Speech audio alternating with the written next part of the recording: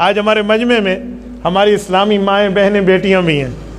میں آپ کو کس درد دل سے کہوں، ایک خاتون کا پڑھ جانا ایک معاشرے کا پڑھ جانا. یاد رکھیں، خاتون کا پڑھ جانا. یہ جو کہتے ہیں نا کہ ہر کامیاب مرد کے پیچھے ایک عورت کا ہاتھ ہوتا ہے، لوگ صرف بیوی سمجھتے ہیں. میں کہتا ہوں پہلی عورت اس کی کامیابی میں اس کی ماں ہے. پہلی ماں ہے بھائی، ماں، والدہ. حضرت حسین رضی اللہ عنہ نے ڈٹ کے میدان کربلا میں یزیدیت کا مقابلہ فرمایا. تربیت سیدہ فاطمہ الزہرا رضی اللہ عنہ کی گود سے لی ہے. ماں ہوتی ہے. حضرت عبداللہ بن زبیر رضی اللہ عنہ نے، حضرت شیخ زکریا رحمہ اللہ فضائل میں لکھتے ہیں، آنکھوں میں آنکھیں ڈال کر حجاج بن یوسف کے ظلم کو ٹھکرایا اور اس کی آنکھوں میں آنکھیں ڈال کر شہادت تو قبول کر لی. عبداللہ بن زبیر نے گردن کٹائی ہے، گردن جھکائی نہیں ہے. وجہ کہ ان کی والدہ حضرت اسماء رضی اللہ تعالی عنہ ان کی مربیہ تھی، وہ تربیت کر رہی تھی. حضرت اسماء بنت ابی بکر رضی اللہ عنہما. تو بھائی ایک خاتون کا پڑھ جانا ایک معاشرے کا پڑھ جانا ہے. اور یہاں میں لوگ کہتے ہیں آپ اپنی مثال دیتے ہیں، میں دیتا ہوں کیونکہ میں زندہ جیتی جاگتی مثال آپ کے سامنے بیٹھا ہوں. میں آپ ہی کے معاشرے کا ایک فرد ہوں.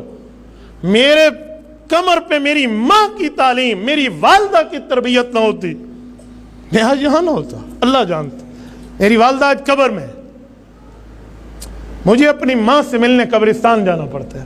آپ خوش قسمت ہو، آپ کو اپنی والدہ گھر میں ملتی ہے. لیکن مجھے یاد ہے میری امی، میں ابھی KG1 میں داخل نہیں ہوا تھا، کچی اسکول پہلی کلاس میں.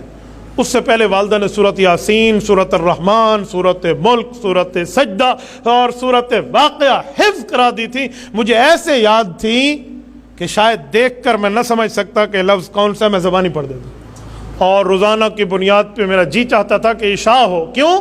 میں رات کو اپنی ماں کے پہلو میں سوؤں گا، مجھے میری والدہ آج اس نبی کا قصہ سنائیں گی، اس نبی کا واقعہ سنائیں گی. کہ ہماری والدہ ہمارے پیچھے نہ ہوتی تو آج میں آپ کے سامنے آنا ہوتا. میرے پیچھے تو کئی حضرات کی دعائیں ہیں، ان میں میری ایک ماں بھی شامل ہے. تو میں یہی کہتا ہوں کہ ایک خاتون کا پڑھ جانا ایک معاشرے کا پڑھ جانا ہے. اللہ کے لیے بچیوں کو دینی تعلیم بھی ضرور دلوائیے، دنیاوی تعلیم کے ساتھ ساتھ.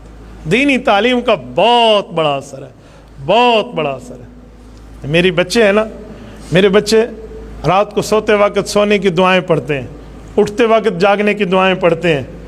میں خوش ہوں. میں نے انہیں نہیں سکھایا، حالانکہ یا ماں نے سکھایا یا نانی اماں نے سکھایا. دیکھو پڑھ جانا ایسے کہتے ہیں.